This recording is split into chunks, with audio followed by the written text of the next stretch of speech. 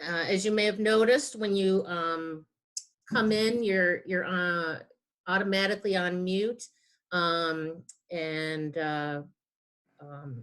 but you can unmute yourselves when you want to talk. We'll see how it goes when we get to the question and answer portion of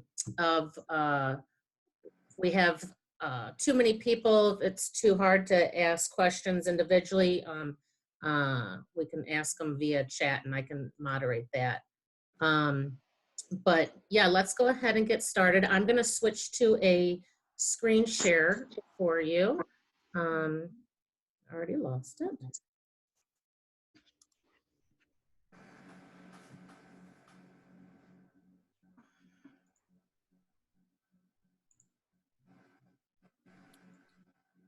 Okay.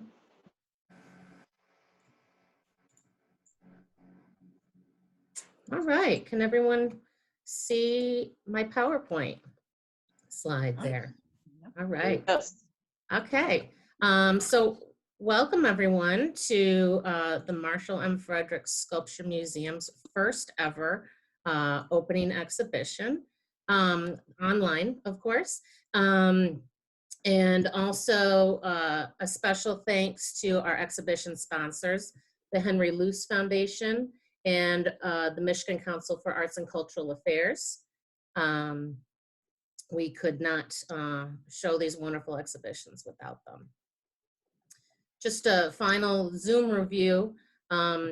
Again, during our presentations, I'm told that if you click out of full screen, you can access the chat function. And that will be good because again, you can ask questions via that chat function. We'll do our best to answer technical questions in real time. Jeff, our collections manager from the Marshall Fredericks Sculpture Museum, will be answering those. And then I'll try to collect questions for the speakers to address when they're done presenting. And just a quick note that we are recording tonight's opening reception so that those that weren't able to make it, that they'll be able to enjoy this later.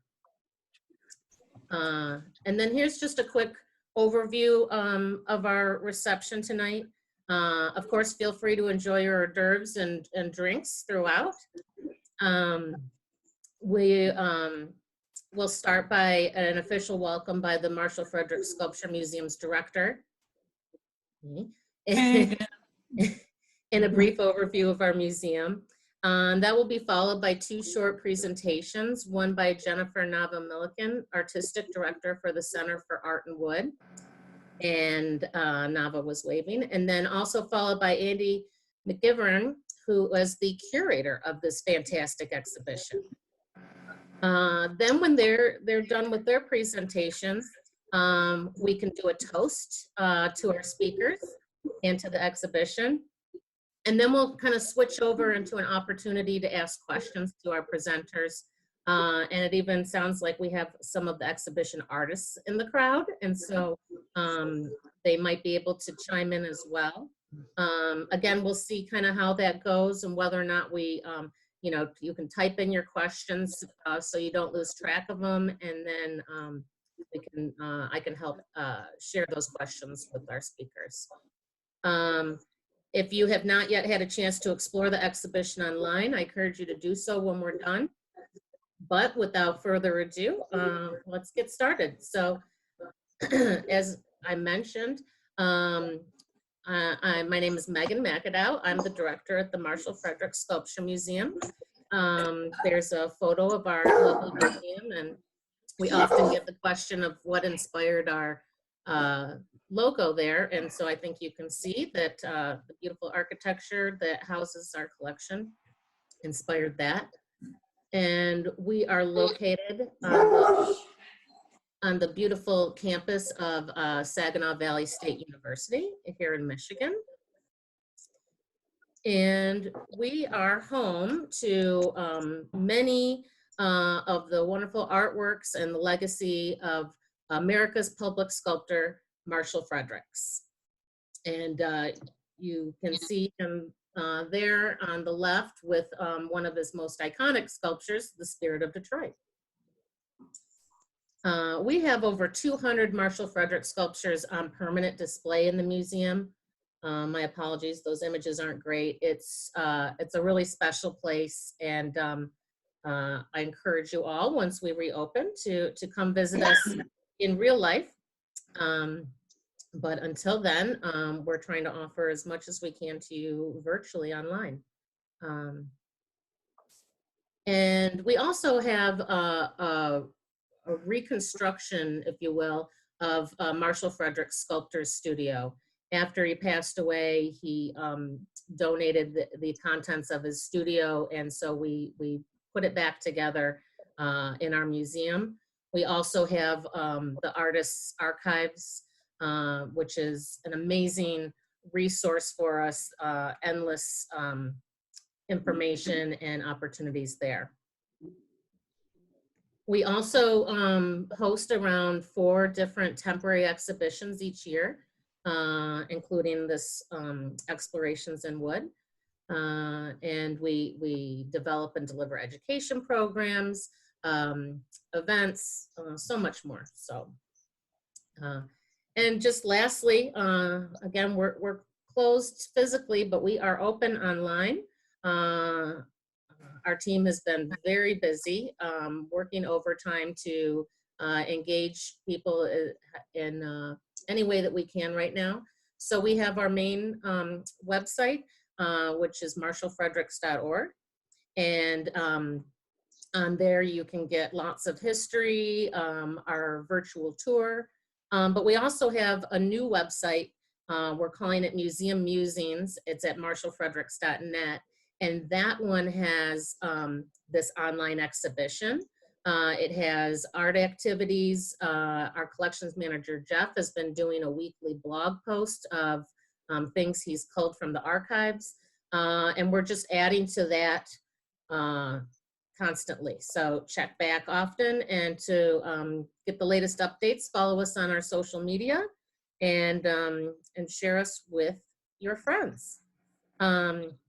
Okay, so I'm going to stop my screen share and introduce our first speaker, Jennifer Nava-Milliken from the Center for Art and Wood. And we're going to give her a moment to share her screen.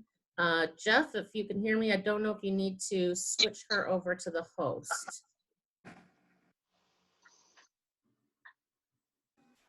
Let me see. Nope, there we go. Okay. Everybody got it? Great. Okay. Thanks, Megan. It's been so nice to meet you virtually over the last, I guess, couple of weeks, and then just for the first time face-to-face yesterday, and also Andy after all this time. So I'm really, really glad that the museum was able to put this event together to bring us all to the same room of a kind for the first time. It's really, really exciting to be here tonight.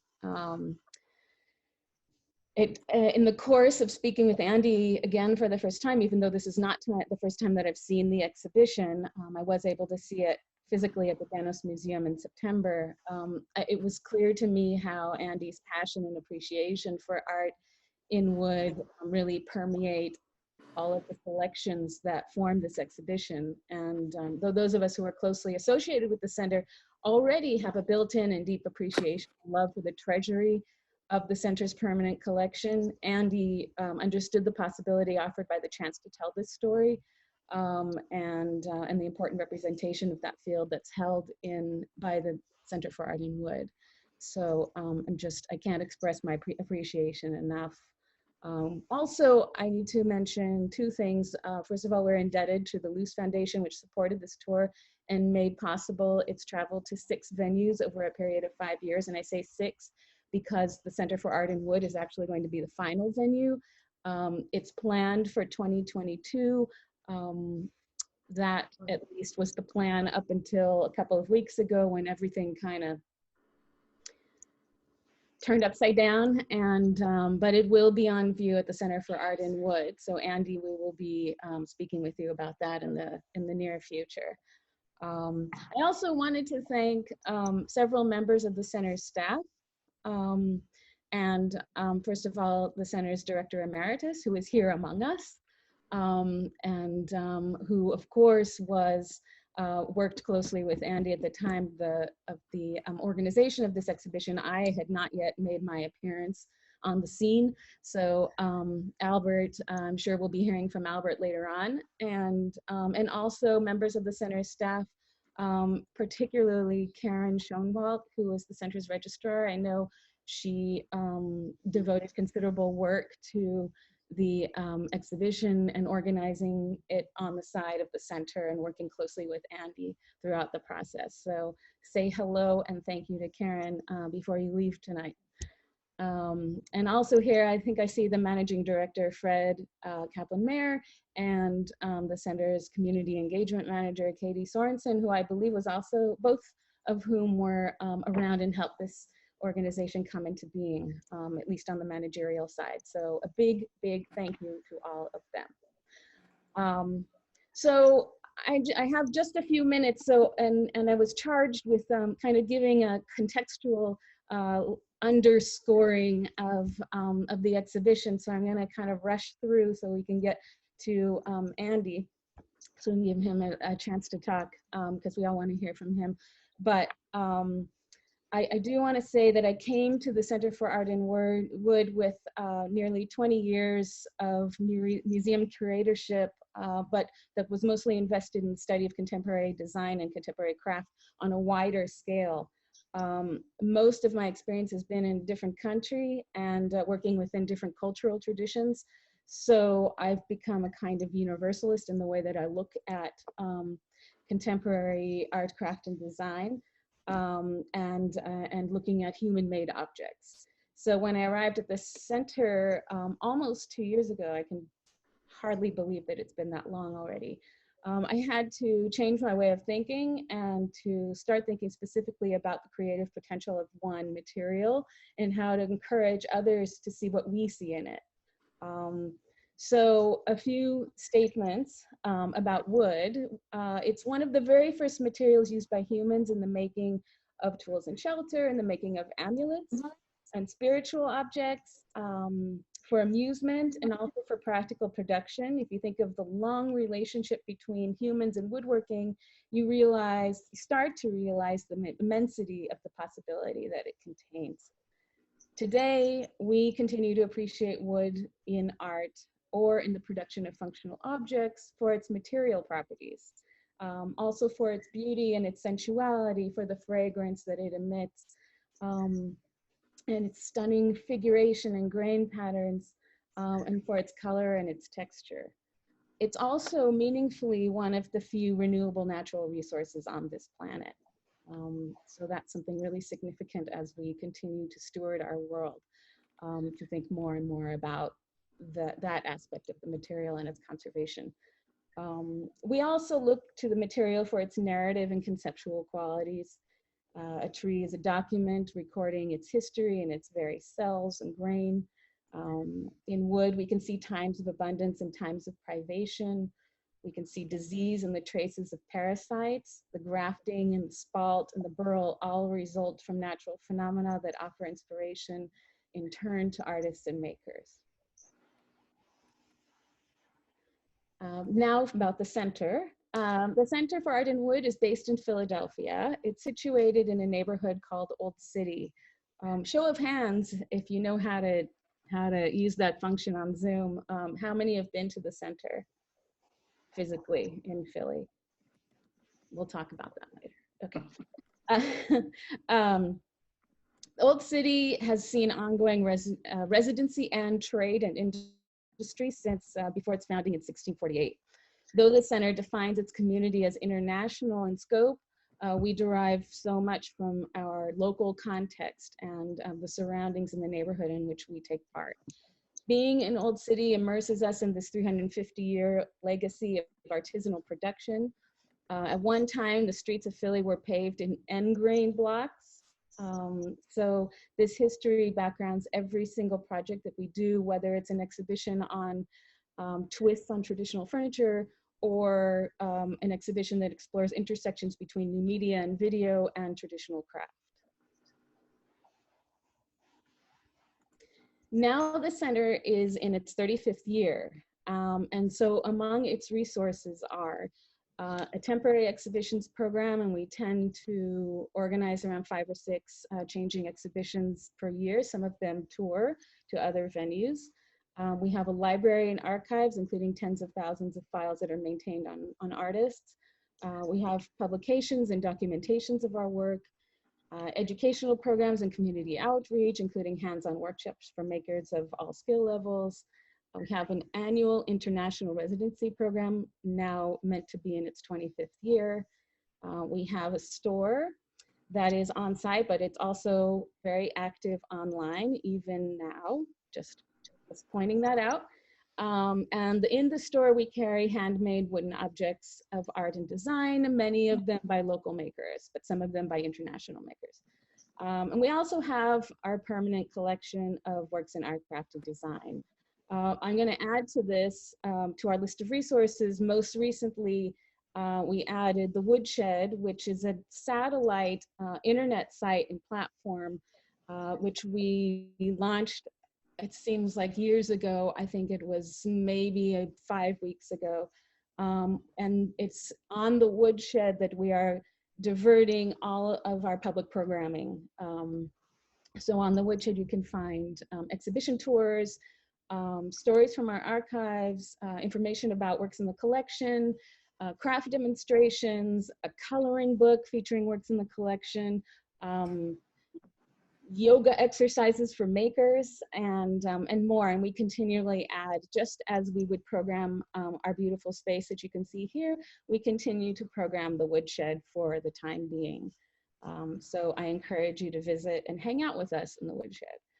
And we can talk more about that later if you have questions. So looking back a few years, the Center for Art in Wood grew out of a series of symposia and exhibitions that were held between the years of 1976 and 1986. The organizers of these events were the twin Likoff brothers, Albert, who is seen here on the right, should be on the right side of your screen, and Alan, as well as Palmer Sharpless, who is a woodworker and shop teacher. These three are credited with helping to spur the field of artistic wood turning, and for a decade they worked to bring attention to this developing field. In 1986, the Wood Turning Center was founded as a nonprofit resource for this emerging field. It was and remains the only organization of its kind, so naturally there is a responsibility to address the needs of this growing audience that fell completely on this growing organization.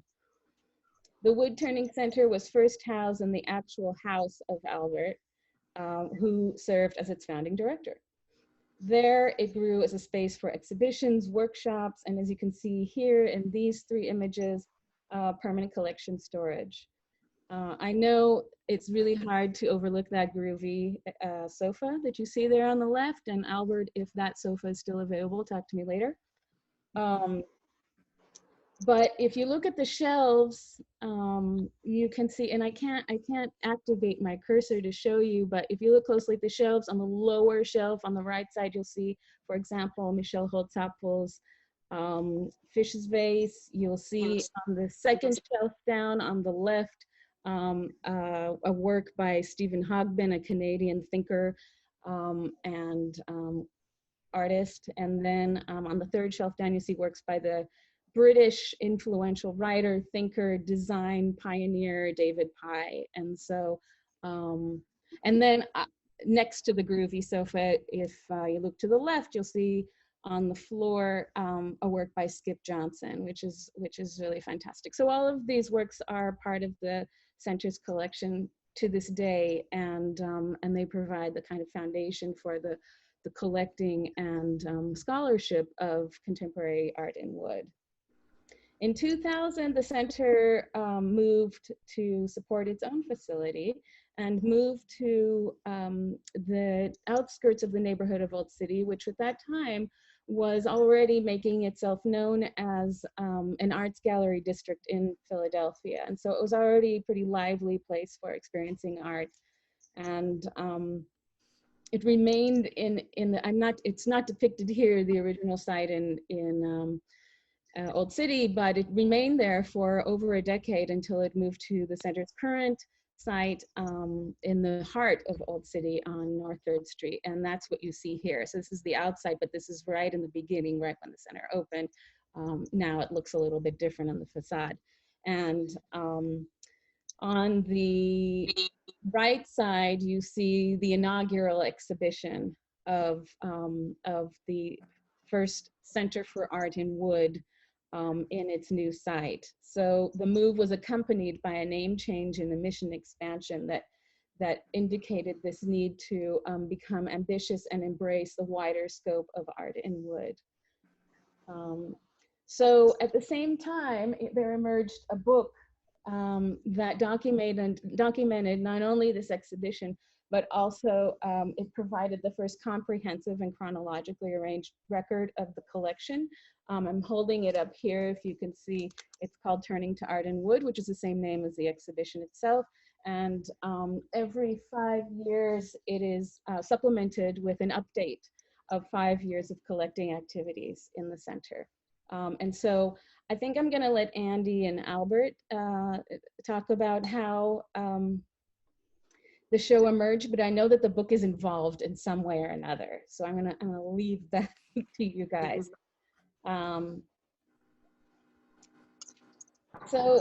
This is a look at the open storage space. It's a few years ago, but it is relatively similar to how it looks now. This is where most of the permanent collection of the Center for Art in Wood is housed. So it now comprises more than 1,200 works dating from the early 20th century to right up through 2020. It documents the growth of the field in the later half of the 20th century, and at least 90% of the works in the collection date after 1980.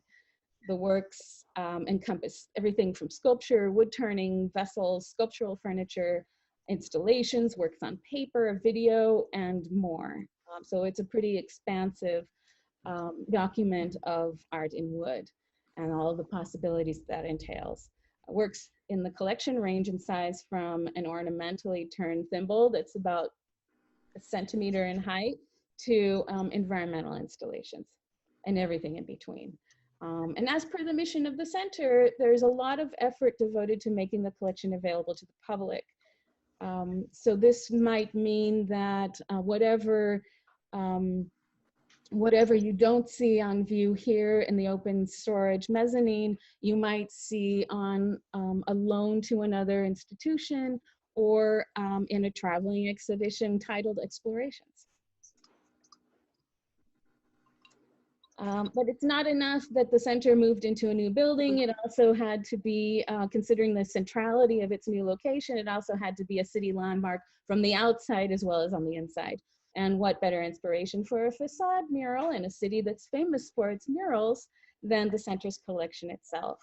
So 90 works in total were selected by the artist, local graphic designer, Ben Volta, to represent the collection on the facade of the building, and which is what you're looking at here. This mural actually renders each of the objects in the collection that were selected to be in it in two different approaches. One, you can see that they're all kind of unified in scale.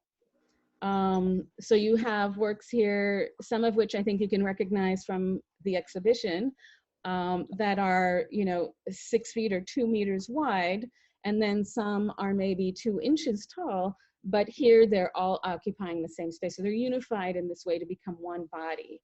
There is another rendering of each of the objects in the collection that's maybe less obvious to identify, and that is, you can see these brown lines running through. That is actually vector stretching of the outlines of each of the shapes of the objects. So they're portrayed in silhouette and also in outline, but then the outline is manipulated and the result looks like a kind of a wood grain that provides a nice texture to the surface of the building. So in these two ways, abstracting the collection in these two ways, he's brought them together to represent one body. So I've just selected 5 works that you'll see in the exhibition, and I know that Andy's going to talk about a lot more. But Explorations is, I believe, 78 works by 69 artists representing 4 nationalities. What I will say that taken as a body, all of these 78 objects really speak to the surprising diversity of wood.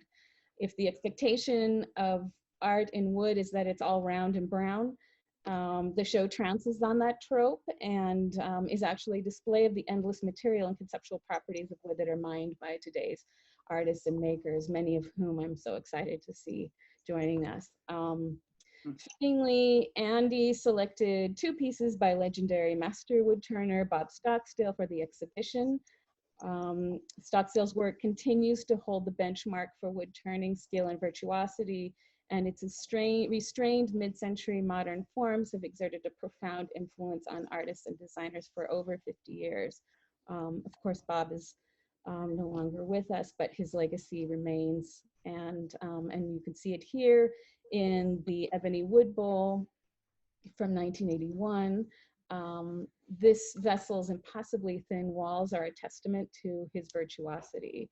And the subtlety of the distinct yoked curve in the rim of the bowl, which was actually a design feature in many of his works, and the artist's unique ability to draw out the singular character of each piece of wood, set it apart and make it an object of wonder and intense beauty. And I never tire of looking at this vessel. This is one of the most aspirational and inspiring pieces that I treasure from the collection. So that's why I mentioned it today.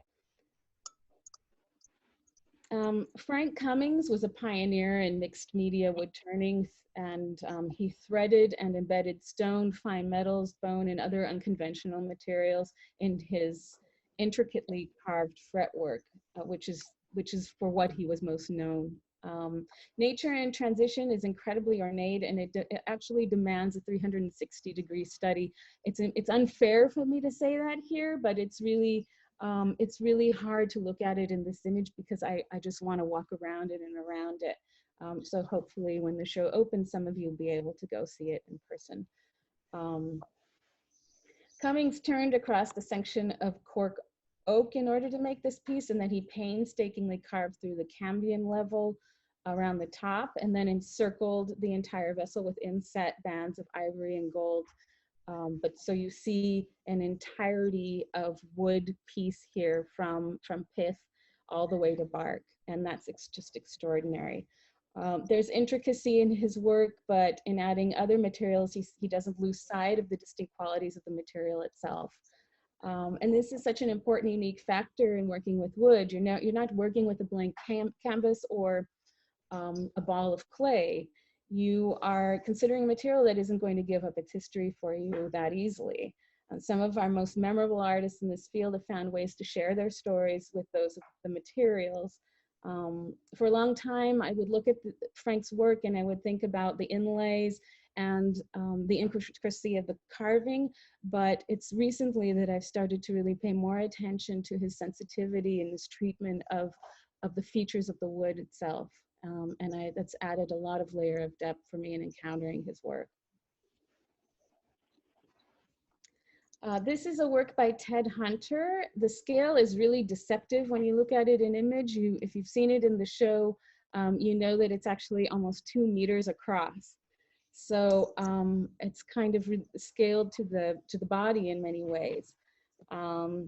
His work represents a collaboration between nature and machine automation, and this incredibly complicated process that went into this work comes from that. I understand from reading about the artist that he designs and builds a new machine for every single work that he would make.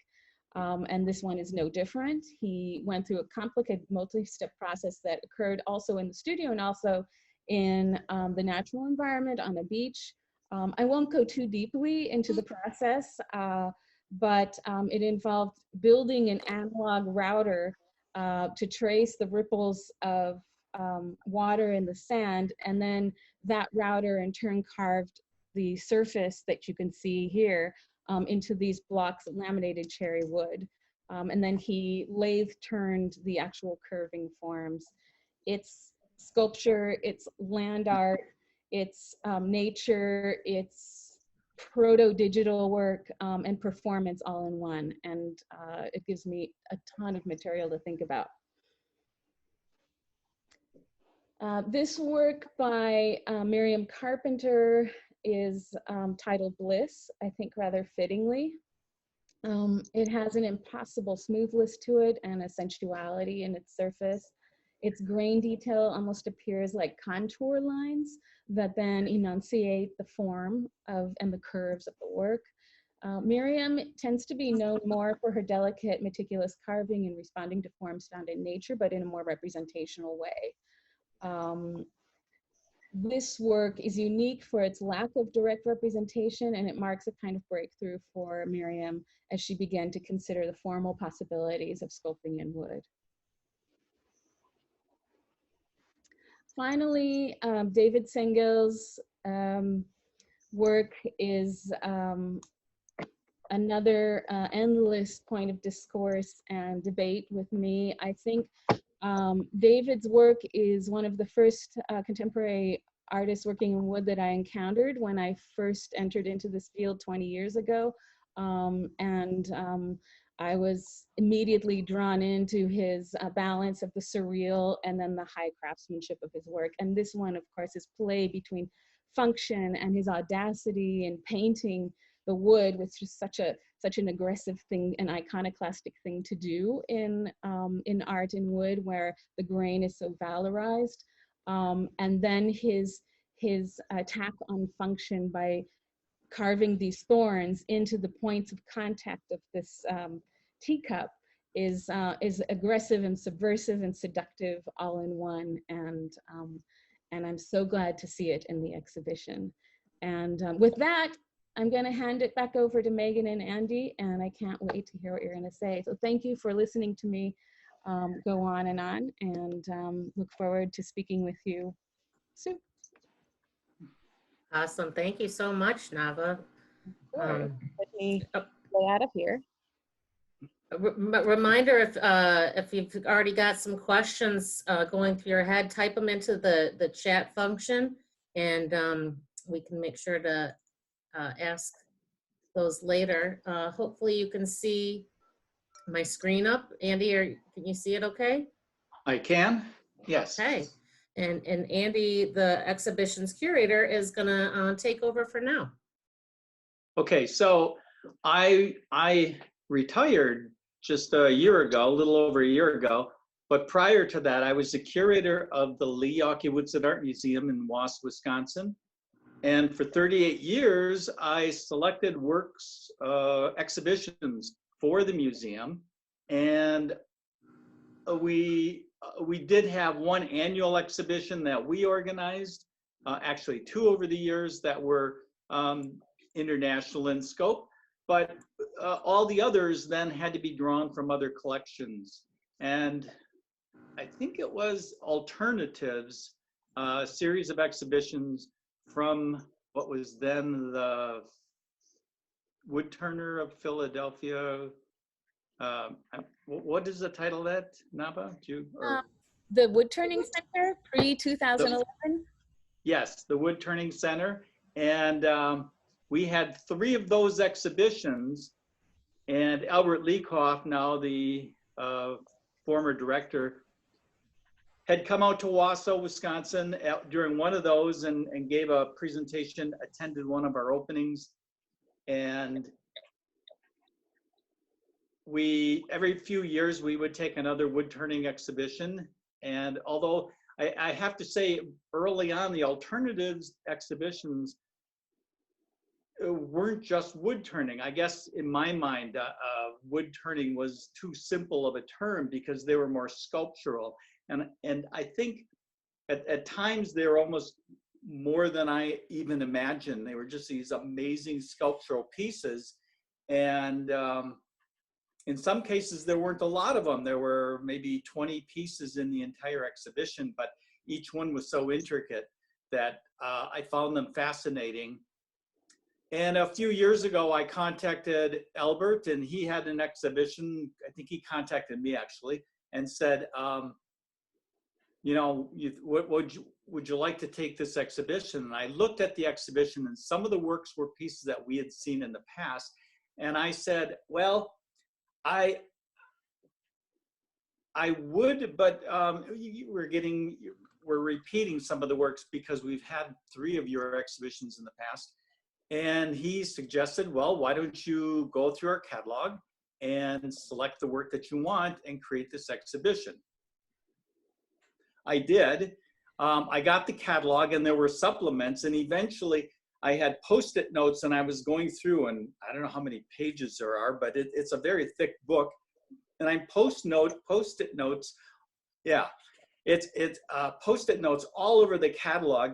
And then eventually I found they had a collection online, and I kind of like the old slides where you could set up your slides in a row and figure out, you know, push some off to one side, bring some others in. Eventually I was just capturing all these images, pulling them up on my screen, and developing this exhibition. And I had other curators and staff members come in and say, well, I've got it down to here. What would you think? What should we add? And I was asking them, well, what did they like? There were so many works that were just beautiful works that it was hard actually to come up with the number of works that we had in the show. And I'm going to start with this slide here. These are some traditional works. And what I was thinking is, well, you're going to want to include some traditional work. And yet, if you look at the beautiful forms and the painting on the left, in the right, you've got one that's showing you the natural beauty of the wood. And it's a taller, I think that's a taller vase. And the one on the left has been painted, and it's covering up the wood. These are some actually, that's not painted. That's a natural color. Oh, it is. It's holly and ebony. Okay. Oh, okay. All right. Thank you. So this is the natural colors, although quite honestly, looking at it, it looks like it would be painted. So these are some of the more standard bowl shapes, wood turning, I should say. But I tend to be drawn more towards sculpture myself. So if you want to advance to the next slide. Okay. So maybe a transition is functional work, from functional bowls to this salt and pepper mill on the left, and this circle square, it's called. It's a drawer type system that is in a circle, and beautifully done. So they're more sculptural. They're functional yet sculptural. Maybe the next slide, please. And then you have works by Michael DeForest, or this piece here, which kind of it's sculptural. It's 2-dimensional and slight 3-dimension, and it's taking you away from the way we think of wood. You know, it's not a piece of furniture. It's not a bowl or anything. It's just a sculpture, and it's really intriguing to look at. It almost spider-like or spiderweb-like, and I thought, well, you know, as I'm going through all these images, I'm looking for diversity within the collection, and that's pretty much how I pulled it. The next slide, please. And something as elegant as this, you know, you can place this on display in the gallery, and most people wouldn't even see it because they'd look at the outer form and they wouldn't see what's going on the inner form of the rod running through and the circle there, but really elegant, and yet it's sculptural and it's wood, and I found it to be quite fascinating as a sculpture. All right, Tim Stokes. And this one, I enjoyed the title. It's What to Do with Albert's Toothpicks If One Has False Teeth. Of course, I knew Albert, and I figured this had to have been Albert Leacoff. And I love the fact that the artist is giving you something that is natural. It looks like something, actually, a sculpture I made years ago in college. I had a Kleenex box and I took toothpicks. As you reached into the box, it would stab you. And I just found this kind of porcupine-like. And if you look closely, you'll see 2 toothpicks are pushed in. The rest are all out, facing outward. And just an elegant little piece, not very large, that Ron David had created in 1993. So it was really quite easy to pull an exhibition together, and yet at the same time, I was looking for a diversity of works. And I think there's another one here. Yes. One of the more representational pieces in that it represents, but it's hand carving, some wood turning and hand carving. And Actually, it's all turned on a lathe, multi-axis turning. oh, really? Yeah. As somebody Okay. calls Derek Weidman, Mark's theory on steroids. Okay. But all those shapes are made by putting the piece on a different axis on the lathe.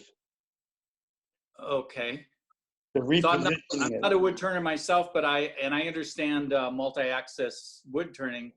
It's just that when I look at that piece, I can't imagine, I can't wrap my mind around being able to turn in certain areas.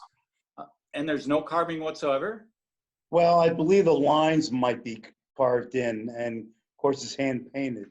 But a lot of the Sure. major shapes are made from turning the piece off center in many different. Okay. Wow. So I'm drawn to the shape, the head of the mandrill, but I'm also drawn to the fact that it's made out of wood, and it's one of the more unique pieces within the collection. And I recommend everybody go to the website and check out the artwork individually and see the exhibition for yourself, because I think that you'll be as impressed with it as I was 3 years ago when I started organizing the exhibition. I remember spending nights at the museum. Everybody had gone home, and I'm in my office just pouring through this big catalog and trying to draw, this collection together. And this, working in, or the woodworking exhibition is just one of many exhibitions the museum does. We've gone from glass, just about every subject under the sun. And I have always been drawn to what I really enjoy, the tactile qualities of wood. And like you said, the wood that you, from a wood carver or a wood turner, being in a wood shop, you can smell the aroma of wood. And unfortunately, when you're in the museum, the display cases kind of keep that away from you. You don't really have that. You're going to have to visually imagine the tactile qualities of it. But as a curator, I was always involved in installing the exhibitions, and really enjoyed working with Albert and the center to put these exhibitions together. That's about it for me. Awesome. Thank you, Andy. That was really great. And it's so, we've been working on bringing this exhibition to the museum for a long time. And it's so great to hear these inside stories of, why pieces were selected, and hear more about the center too. Man, just each piece is totally sends your mind spinning in a different direction. Yeah, there really is a lot of diversity there. And walking through the exhibition, of course, in today's coronavirus world, that's not possible, but let's hope that it will open up and we can start visiting museums again. I would just add one thing in this time when touch is so much on our minds as a danger. The idea of how we interact with wood also takes on a new meaning, and that's affecting some of the ways we're thinking about our own programming at the center now.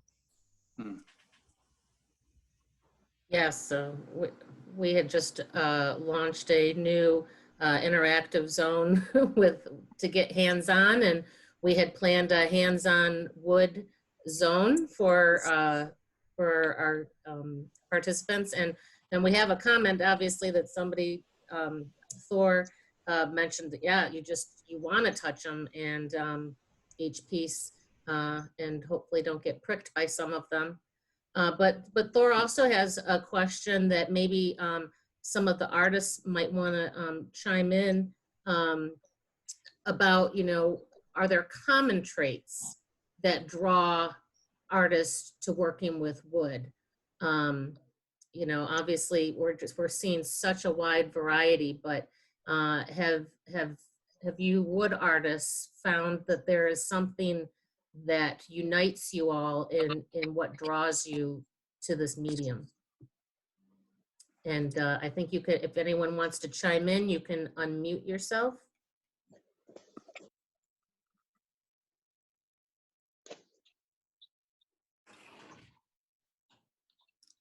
I know we've got some artists. All you have to do is click the little red microphone on your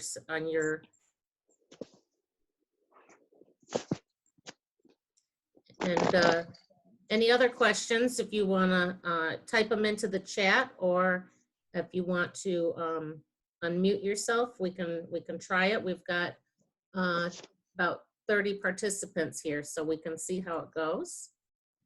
Well, I just unmuted myself. Can people hear me? Wonderful. Max, go for it. Yeah. It's funny how I got into wood. It was through music. I started as a luthier, building guitars, and so I ended up with a lot of wood. And I never, it wasn't the wood it was the music that drew me to the wood. Interesting. And the wood then took on its own, well, I don't want to say it's life, but it attracted me. And so I started working just in wood to make things because it was a good material to make things. And I've since kind of moved out of that, but that's where I came. That's how I got into wood and why I think that it has attracted me. And it was interesting that having not really intended to be a woodworker, I ended up as one. That's my comment. Yeah, I suspect that there might be quite a few wood artists that stumbled upon it and didn't seek it out initially and found their way through a different side or back door. Does anyone else want to comment or add a question? Well, one of the nice things about working with wood is if you make a mistake, you can always put it in the fireplace and get a little warmth out of it. Nobody has to know, right? Has anyone actually done that? Oh, many a time. We have a very good woodworker that at SVSU that is kind of incognito. He's a groundskeeper, but he builds guitars, and it takes him, I think the last guitar, he showed it in one of our exhibitions, but it took him almost 15 years to build this amazing guitar. And on the side, he does little carved animals and all kinds of really cool wood pieces, but he also started out, his first passion is to make stringed instruments, and they're absolutely phenomenal. Well, there you go, Max. Another entry through music.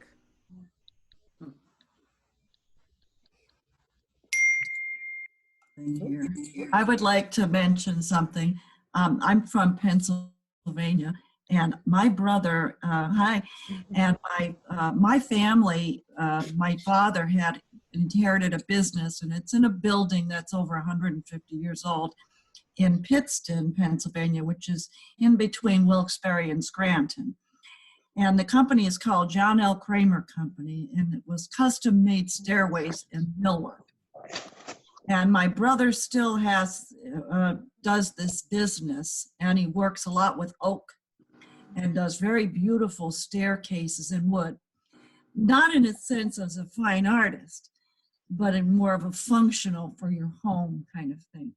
But he actually still goes in and measures and builds it to the client's needs. And it's interesting because our hometown has a little Facebook page, and somebody just mentioned that he's known all over Pennsylvania for the type of work that he does. And I thought that was interesting. I didn't realize that. And they don't, they don't have anything, they don't market, or he doesn't do anything. It's just that whoever the contractor is knows him and may suggest him for work. But I just want to mention that because when I was younger, that's all I did. I played in the shop, and the shop is really old. When I saw the picture of John Grass's wood turning studio, I thought it was that my father's building. It looked very much like it, and they're right on the Susquehanna River. Thank you. Thank you for sharing that. I think that there's something really meaningful there, that with all of the new synthetic materials that we can produce, people are still demanding the material of wood in their homes. For surfaces or for furnishings, and that has not died, and I don't see that it ever will.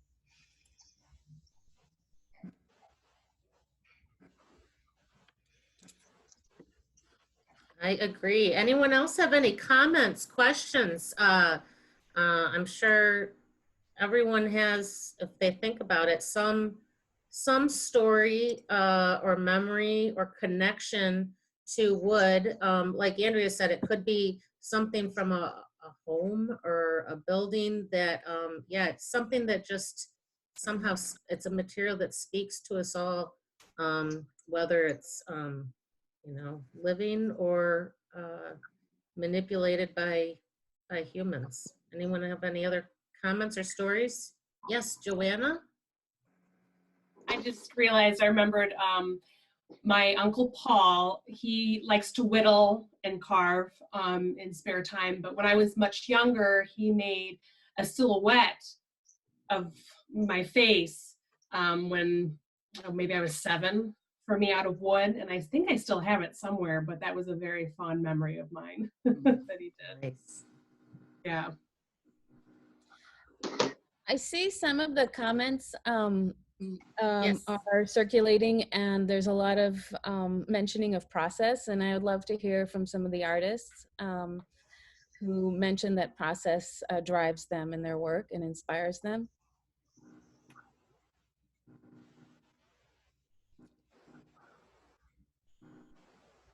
Come on, you guys.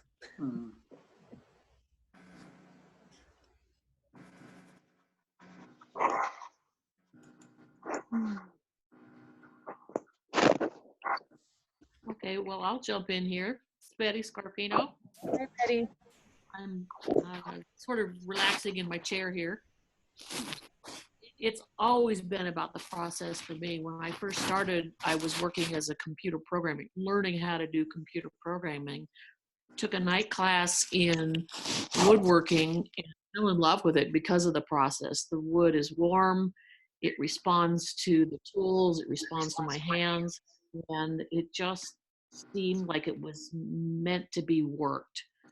And usually when I'm finished with whatever I'm working on, then I'm kind of done with it. I can give it away, sell it, let it sit on the shelf.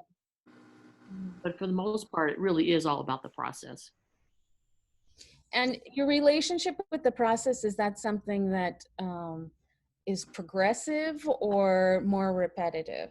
Meaning, like, once you've kind of tackled a challenge, do you feel the need to move on and leave that behind, or are you able to go back to it and kind of, I mean, I guess, is it more of a meditative relationship or of a progressive Well, relationship? The sanding is meditative. There's no doubt about that. All the woodworkers are laughing. To me, the process is so much more satisfying and rewarding in some ways than life itself, because I can take something, a raw piece of wood, make something out of it, and have an influence on it and be happy with the result. But in our lives, for instance, like I have 2 children, they're born just perfect people, and then I proceeded for the next 18 years to ruin them. And it's kind of frustrating sometimes, and that's not the case with woodworking. I can take a piece of wood and make it into something that is very satisfying and rewarding. Betty, I think Susan Pack from Hemlock, Michigan. I'm a mixed media artist, and I work in clay and found wood objects. I find that I've also participated in the Marshall Fredericks Sculptural Biennial. Hopefully I'll be there again. I find that the process is fascinating because it's time spent. You're unaware of the time spent carving into leather hard clay or working with found objects. I collect burls, and I walk through the woods behind my house with a saw and a big bag, and I collect burls. But just the process of letting that idea simmer, and sometimes you don't know you have an idea until you're actually working with that material. And then once you get that idea, sometimes you don't know when to stop. It's like, when am I done with this piece of sculpture? So process is, I think, part of the satisfaction of being an artist. You spent that time being with your creative self, and then the end result is to share with everyone else. Thank you. Thank you, Susan. And I think, Malcolm, you were going to say something as well? yes, for me, one of the most satisfying aspects is solving a problem.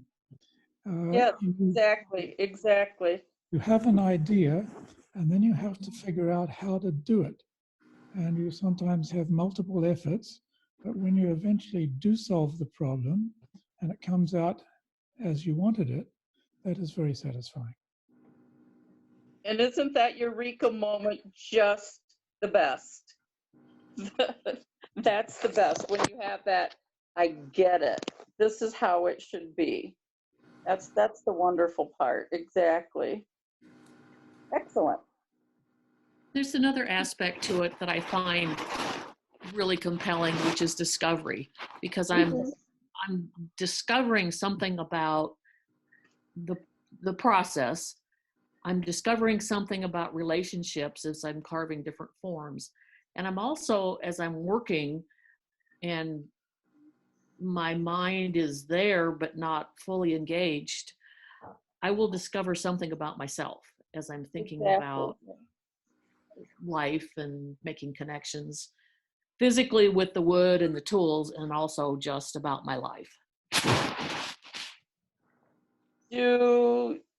As artists, do you find that sometimes you just, if you have a large piece of wood or you have assemble a lot of materials, that sometimes you just have to live, you know you want them, you know you love them, but you have to live with them until you decide, how do you solve the problem and how do they all come together?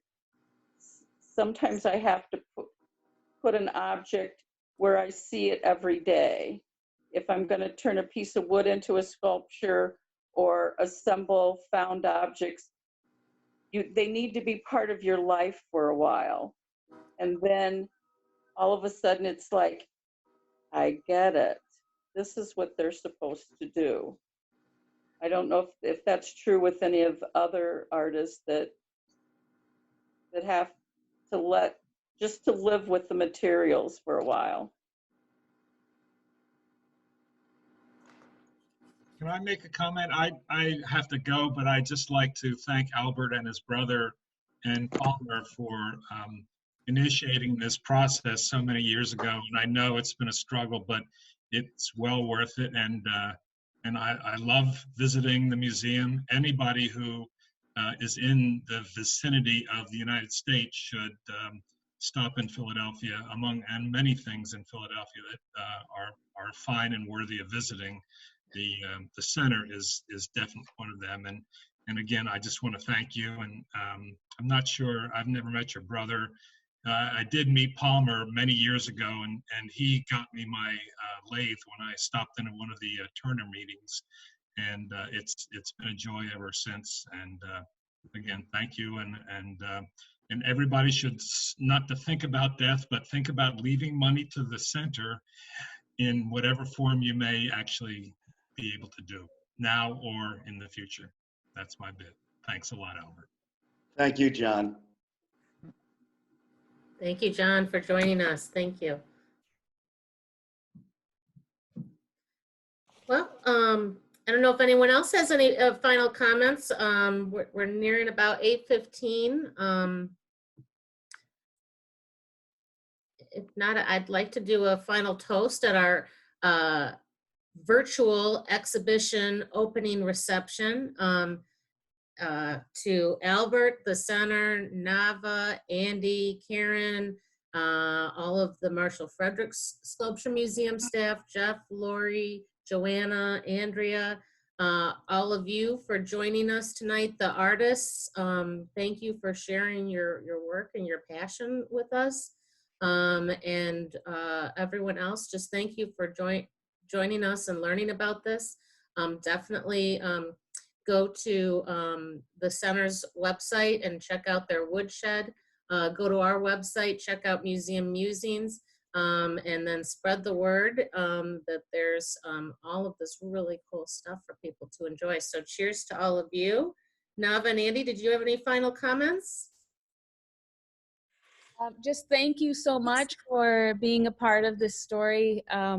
First of all, Andy, for initiating the story, and Megan for and the Marshall Fredericks for bringing this story to the museum. So excited that it's enjoying so many new iterations at each destination. And while I'm mentioning that, I know that Jason Dake was somewhere on here, and he was the coordinator at the Denos Museum, which was the previous venue. So we've got everyone here.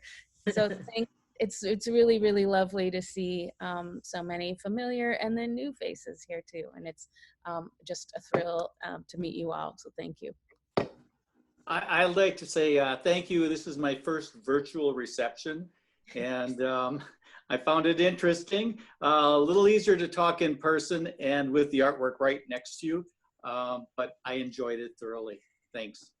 Thank you, Andy. And I did forget, I checked in with Karen before this, and I do have some hopefully exciting news that, of course, we don't know when the Marshall Fredericks Sculpture Museum will be able to reopen. But the Center for Art and Wood has graciously extended our loan of this exhibition. So if we are able to have it on display through August 1st, so if we're able to reopen before that and you are in or passing through or want to get out on the road to Michigan, you can come and see the exhibition in person. Until then, we will continue to be virtual, but we thank you all so much for joining us tonight, and I hope you have a lovely evening. Thank you all. Thank you. Thanks, everyone. Thank you. Bye now.